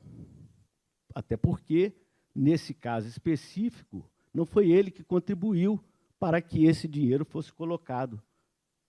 Agora, qual o número de ações dessas que os bancos têm? Mínimo, porque não há interesse. Quanto muito na reconvenção das ações de anulação de contratos. Então, a Defensoria Pública entende que não é cabível a aplicação de dano moral para o caso dessa retenção de valores. Agradeço a todos, tenham uma boa tarde. Meu agradecimento à Defensoria Pública do Estado de Minas Gerais, na pessoa do Dr. Ricardo Salles Cordeiro. Por prerrogativa, o Ministério Público fala depois das partes. O conceito de partes é vivificado, neste momento, com a personificação dos interesses. Indago do Procurador-Geral de Justiça, se Sua Excelência gostaria de fazer uso da palavra. Doutor Luiz Roberto Franca Lima. Obrigado, Excelência. Cumprimento Vossa Excelência, desembargador relator José Marcos Rodrigues Vieira, excelentíssimos senhores desembargadores, integrantes dessa egrégia corte, ilustríssimos representantes das instituições presentes, senhoras e senhores, eu pergunto, e aqui foi falado, Por que dessa sessão? Porque estamos presentes aqui hoje para discutir esse tema. Qual a razão da discussão do dano moral no consignado para aqueles consumidores que não fizeram a restituição? Não é um caso isolado, Excelência. Não é um fato que acontece de vez em quando, uma ação ali e outra ali. Será que não é o momento de pensarmos se há uma ação coordenada, uma forma de atuação de algumas instituições financeiras na prática de consignados fraudulentos? O Brasil hoje é um dos maiores vítimas de golpes. E entender que o consumidor não é hipervulnerável, não é facilmente enganado, não é facilmente levado a assinar ou aceitar o empréstimo consignado, é inocência. O que observamos, e aqueles que estão na ponta percebem isso, que se talvez mudássemos os autores dessa situação, talvez a gente poderia até questionar ou falar de fraude, de condutas às vezes criminosas. Alegar que não há lucro nas instituições financeiras, que o dinheiro fica depositado na conta do consumidor? Ora, os empréstimos consignados talvez seja uma das formas mais seguras e mais rentável hoje em dia. É garantia de retorno, de pagamento, com altas taxas de juros. Negar o dano moral ao consumidor que se envolveu numa situação não buscada, que afeta e gera um desequilíbrio patrimonial familiar, que tem a sua liberdade violada, não tem espaço na nossa doutrina, no nosso sistema jurídico. Aqui, como foi colocado aqui, as duas questões, dano moral presumido, e, de certa forma, algumas posições sobre a amostra grátis, do artigo 39 do Código do CDC. São duas situações que elas, no meu ponto de vista, não andam juntas. O dano moral reconhecido, e no meu entender, como foi colocado aqui, não se busca o pós, não se deve mais buscar se ele houve o atraso, se houve essa vontade do hipervulnerável buscar regularizar, porque isso aí não deve mais entrar ou buscar essa investigação, porque nós sabemos que esse público, muitas vezes, pode até ter a consciência que aquele valor é indevido, mas muitas vezes não tem nem como fazer a restituição, porque o dinheiro entra no patrimônio, dilui no primeiro mês, paga as primeiras vistas e aí vira uma bola de neve. Ele não tem nem como procurar a instituição para tentar restituir. Ele sabe, muitas vezes, dessa sua impossibilidade, incapacidade. Mas quando discutimos aqui o dano moral, aqui, essa primeira tese, pode gerar algumas situações injustas. A condenação da instituição no dano moral e a obrigação do consumidor restituir aquela diferença é quase que impor a continuidade de um consignado.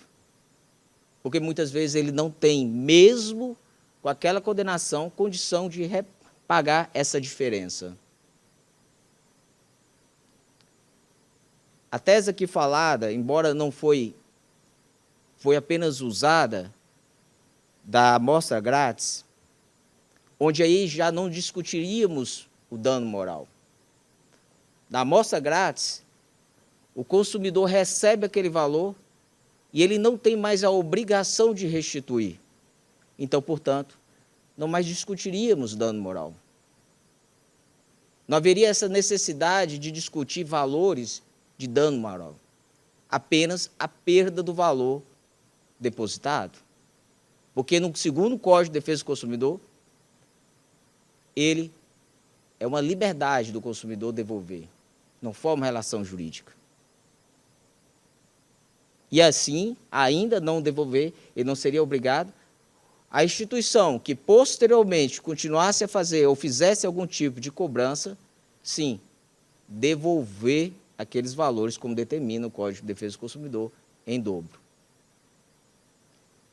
Seria, ao meu ver, uma solução mais simples para discutir a questão. Não haveria necessidade de ficar discutindo esse caso, o dano moral é A ou é B, qual é o valor. O RDR e o tribunal têm uma oportunidade não só de pacificar a jurisprudência ou o entendimento, mas de mudar a sociedade. Fazer a diferença do que está acontecendo hoje, não só em Minas, mas no Brasil inteiro.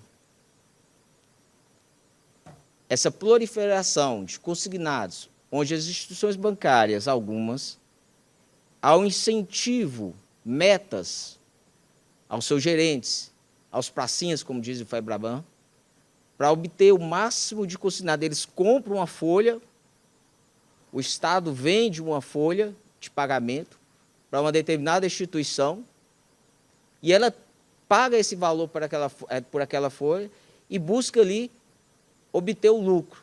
E uma das formas principais é no consignado. Então, Excelência, hoje, esse IRDR, o Ministério Público vê claramente, é impossível não se chegar ou reconhecer esse dano moral. Mas vejo uma solução mais que vem crescendo hoje, né, da amostra grátis, reconhecendo essa amostra grátis, uma decisão que o valor depositado há um perdimento para o consumidor e com o direito de receber em dobro o valor pago. Excelência, não é uma posição final da instituição. Não é uma posição porque ainda vamos uma sessão de julgamento, é apenas umas considerações do que o Ministério Público enxerga na ponta. E parabenizo a todos aqui que estiveram presentes, principalmente aqueles que trabalham na ponta, sei da Febraban que tem interesse em resolver essa questão. Então, Excelência, essa é a posição hoje do Ministério Público, PROCON, sobre essa questão do dano moral no consignado.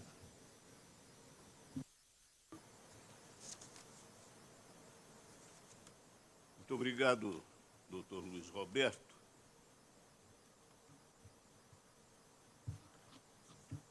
Quero agora salientar, pedindo vênia a todos,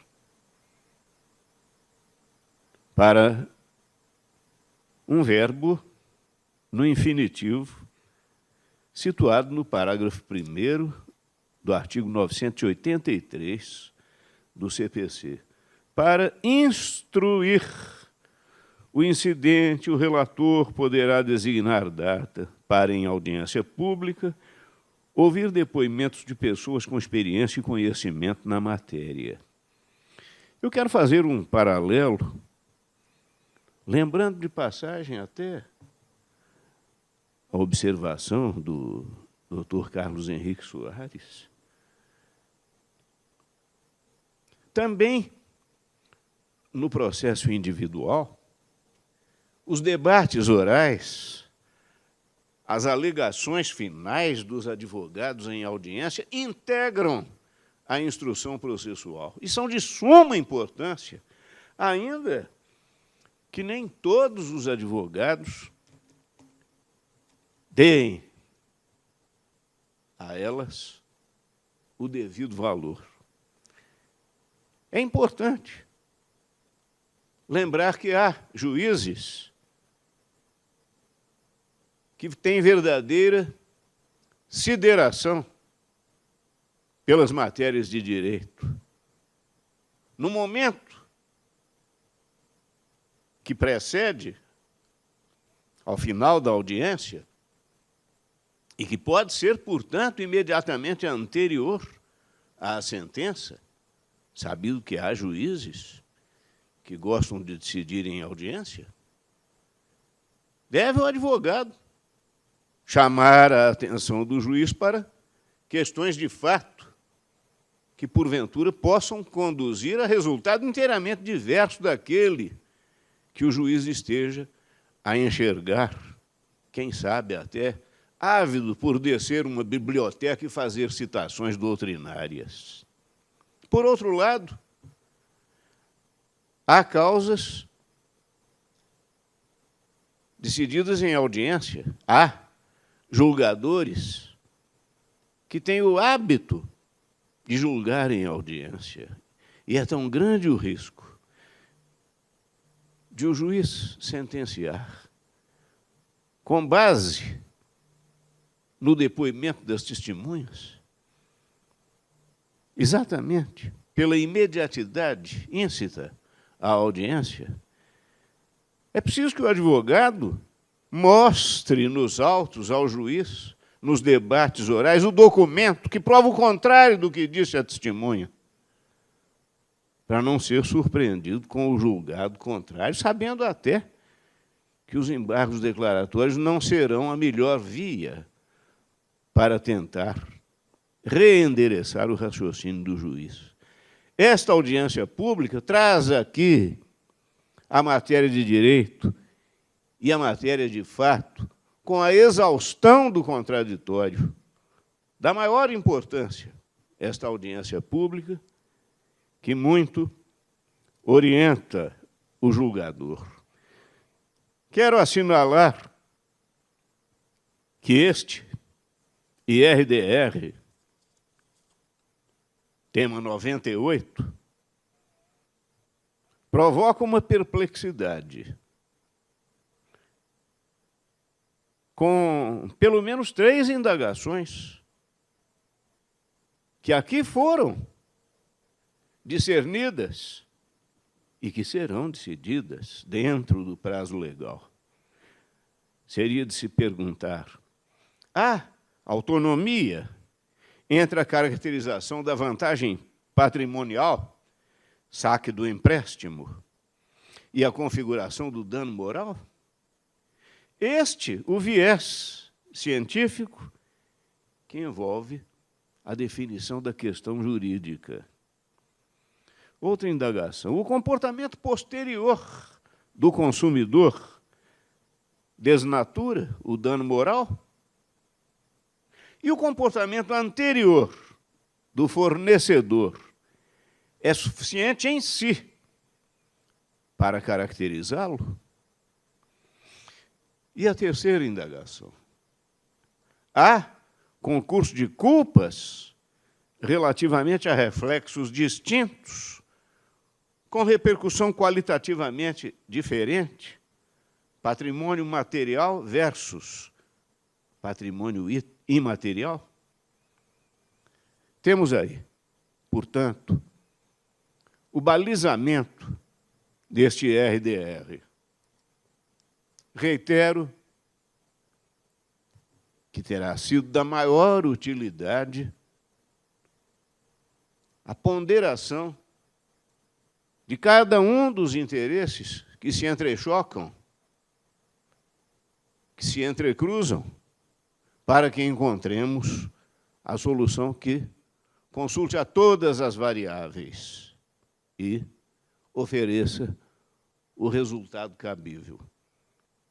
Agradeço a colaboração de todos e proclamo a excelência do nosso processo civil que está se atualizando a olhos vistos com a utilização prática dos institutos nele concebidos. Muito obrigado, boa tarde a todos.